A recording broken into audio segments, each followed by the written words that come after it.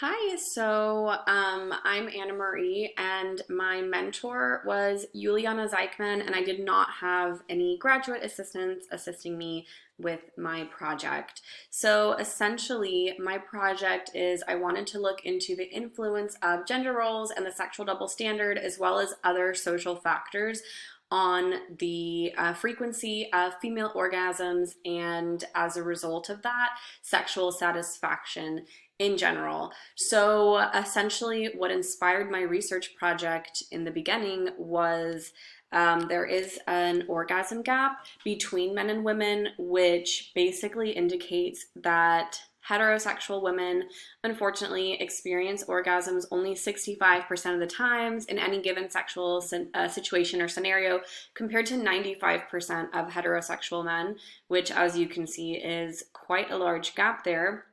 There's a lot of different previous research that tries to explain this orgasm gap. A lot of them point it towards anatomical differences, but I believed that the origins may be more social in nature because of previous literature. So, for example, attitudes about sexuality and sex, in like how permissive you are or how assertive you are, is linked to higher rates of sexual satisfaction. Um, Different sociocultural attitudes, such as gender role endorsement or the sexual double standard, may also potentially impact sexual satisfaction. Or even personal factors such as age, sexual orientation, and relationship status, as well as religiosity, have been found to impact sexual satisfaction in either positive or negative ways. So, although specific research looking at sexual satisfaction has occurred, there has been no previous research that has actually examined female orgasm frequency, along with all the social factors and personal factors that I studied in this particular research project. So, we actually did a pathway analysis using sexual satisfaction as an end result, and using female orgasm frequency in certain different scenarios, such as orgasm with self, which is would be with masturbation, orgasm with a familiar partner, with a new partner, and then multi-orgasmic frequency. So we used those variables as a mediator dictating sexual satisfaction, and then we had our other dependent variables, such as all the different social factors that I measured and the personal factors. So the all the factors I ended up measuring were age, sexual orientation, relationship status, shame, guilt, and pride as it relates to sexual situations, sexual assertiveness, sexual permissiveness, birth control attitudes, attitudes on sex regarding communion and instrumentality, level of religiosity in the individual, whether or not the individual endorsed traditional gender and marital roles, and whether the individual endorsed a sexual double standard and hostile or benevolent sexism. So my hypotheses were that sexual satisfaction and orgasm frequency would be positively correlated, in a sense, meaning that the more orgasms a woman has, the more sexually satisfied she will be. Permissive sexual attitudes and sexual assertiveness will be positively correlated with orgasm frequency. Traditional gender role belief and sexual double standard endorsement and sexism endorsement, as well as feelings of shame and guilt associated with sex, will be negatively correlated with orgasm frequency. And then lesbian women will be more likely to experience frequent orgasms, so sexual orientation as correlated with orgasm frequency positively. Women in more committed relationships will be more likely to experience frequent orgasms, so relationship status would be positively correlated with orgasm frequency. And then, of course, as a result, sexual satisfaction. Religiosity would be negatively correlated with frequency of orgasm, so the more religious an individual is, the less she would have orgasm frequency. And then we did have a research question where we didn't necessarily posit a hypothesis for it.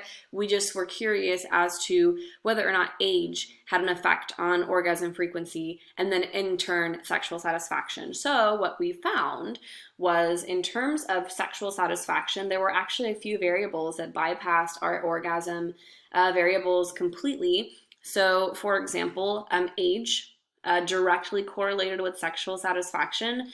in a negative way. So the higher the age was of a woman, the less likely she would be to experience or have self-proclaimed sexual satisfaction.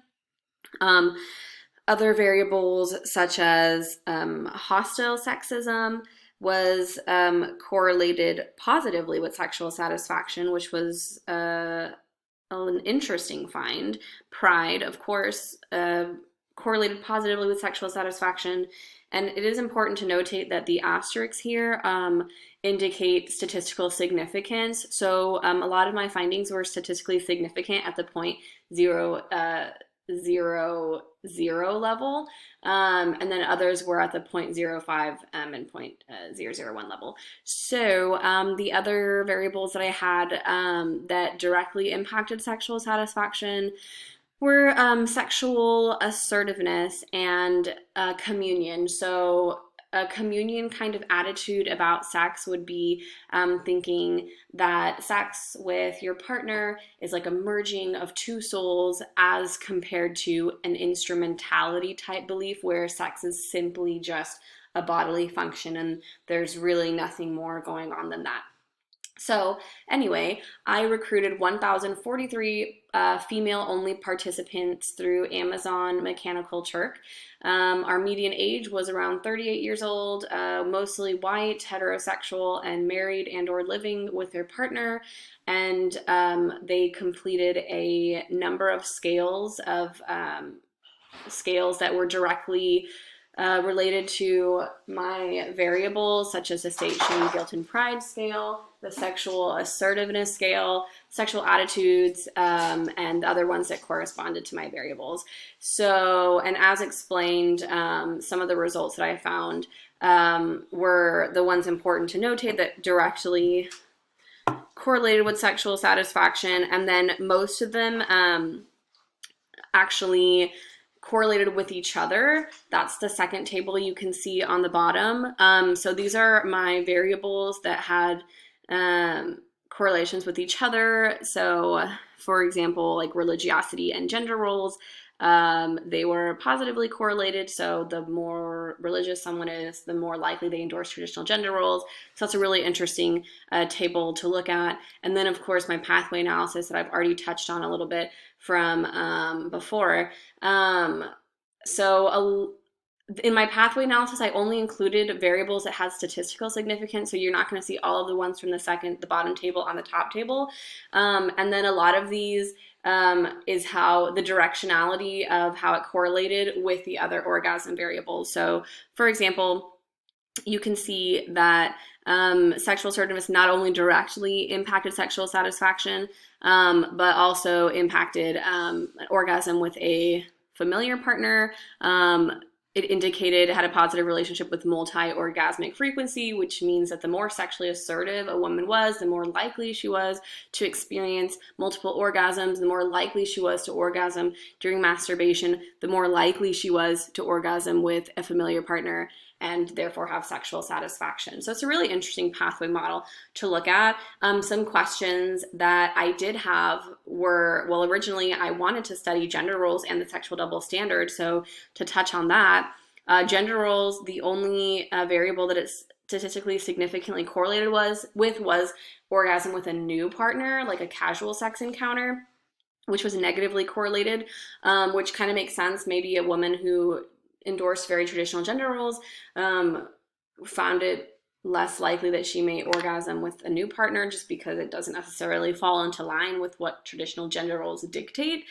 Strangely, endorsement of the sexual double standard actually only correlated significantly with orgasm with a new partner, and interestingly, it was positively correlated. So because this was not an experimental study, I can't exactly speak to as to why I got these results. I can only mention that these variables are related and have directional relationship with each other.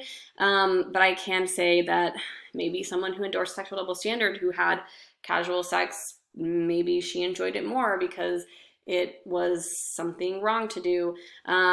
And as well as the hostile sexism and sexual satisfaction being positively correlated, maybe a woman who is a hostile sexist necessarily doesn't really know what she's missing out on, and she can just deem a sexual encounter as satisfiable. But yeah, so that is my project on social variables and factors and how they may influence sexual satisfaction utilizing orgasm frequency as a mediary. Thank you.